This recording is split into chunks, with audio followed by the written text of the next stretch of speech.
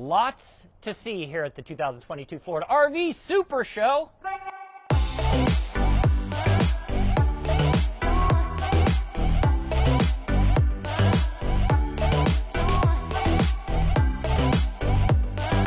How do you innovate in an industry that is hard to innovate in? Well, they are doing it here. We're going to talk about solar.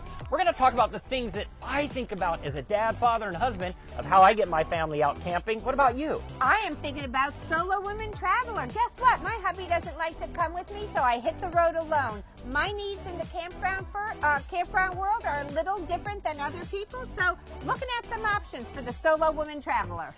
Check out all the videos we're posting from here.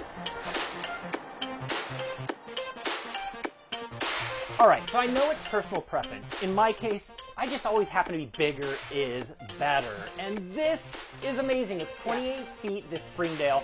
I had a Keystone Cougar, as you know, and it had double bunks in the back. I love all the functionality on the inside of this. So I think about my kids. We've got the do not disturb privacy blinds here, right? That means they're busy. You've got this separate entrance on the rear. And this is great because you can bring your animal, your dog in, give your dog a bath. You got easy access. You can shut the door so you have total separation. And then you make your way through fireplace, television. I could go on. There's so much function. It's like a home on wheels. And you know what, Mike? You hit on some really great points. You got that teenager, and they're just like, I'm out, I'm checking out, and they got the space to do it. But the mom in me just looks at this space too. I love, love, love the whole wall slide out here. Feel this open space we have. This pantry is sick. I mean, you can have weeks worth of groceries in there. That is so much fun. Great, almost residential sized refrigerator here. Great counter space. I always love it when they do the Corning top. So this is pretty nice counter space here, but you can put a butcher block on here, more cutting space here. But this is still gathering space for the family. Gathering. So the family comes together at night. You're watching a movie. Literally, you could bring in an outdoor chair. You could have a kid sitting here. You got the fireplace going. This is the hub. Just like home, you live in the kitchen. This is the RV in which the family is all gathered. But it still has a great master suite. Let's take a look at that. All right, I had to stop you en route to the master suite because, like, here's what's interesting is that in the world of cars, between a husband and wife, the wife makes the decision, and it applies with RVs as well. So as you showed the whole kitchen area, I have to entice my wife, right? So the pantry is the #1 thing she's going to look at. But then as you get here, it's cold down here in Tampa. It was 38 degrees when we got up this morning. Fireplace, Bluetooth connectivity, and a massive television. Okay, I know you, look, what, my head, it fits. You're clearing it. It fits. All I fit into the master bedroom. Come on in and check this out. Well, #1 thing, poll people, they want that walk-around bed. And even though there isn't a ton of space here, it's enough.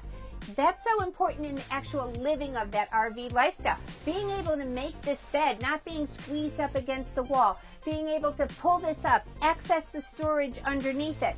But in addition here, we've got great cabinetry on both sides here. This little shelf right here, plug, USB, CPAP machine, whatever it is, your books, what you're reading, your tablet charging, that's great space there. Is this cozy or what, Mike? And you have multiple air conditioning units. So you have one that's singular for the bedroom. It gets hot. Let's say you're just out with your spouse on a trip. You have the ability to not heat and cool the whole place. You have the ability to do it in here. One of my favorite features, you're going to check this out right here. Remove the books, hatch. Why is this important? You could put a basket down there and capture all your laundry in this basket. Of course, you got the charging and storage as well.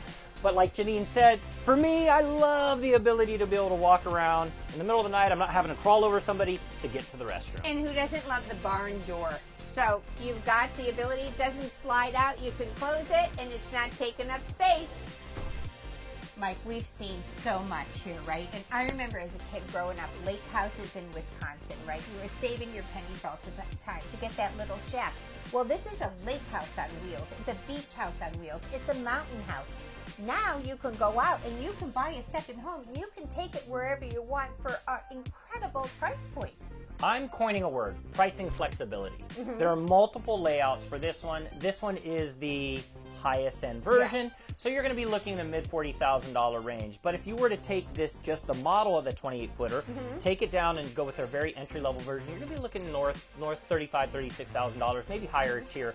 But you get a lot for that functionality. Like you said, home on wheels. Yeah, and so much of what we would normally go and upgrade is a standard feature in a Keystone Springdale. So, winner, winner. Winner. Seal of approval. All right, we're going to show you guys some of the fifth wheels here in the Keystone RV booth. We're going to go bigger and bigger and bigger. And bigger.